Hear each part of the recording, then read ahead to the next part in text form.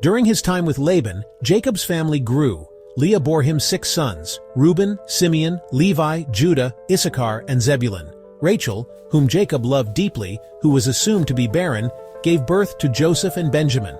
Bilhah, Rachel's maid, bore Dan and Naphtali. Zilpah, Leah's maid, gave birth to Gad and Asher. The rivalry and affection among Leah, Rachel, Bilhah, and Zilpah influenced the dynamics of Jacob's family. These 12 sons became the progenitors of the 12 tribes of Israel.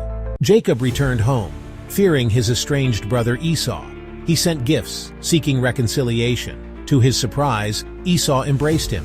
Esau had forgiven Jacob, moved by the passage of time and the sincerity of Jacob's gestures. Esau believed that everyone had suffered enough.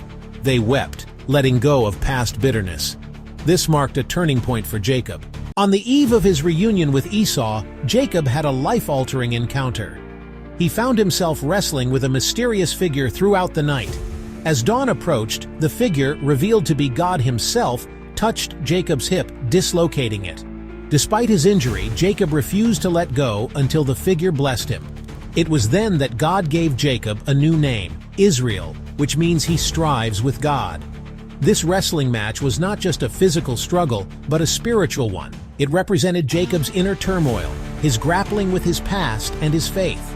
The dislocated hip symbolized the lasting impact of this encounter, a reminder of his struggle and his surrender to God.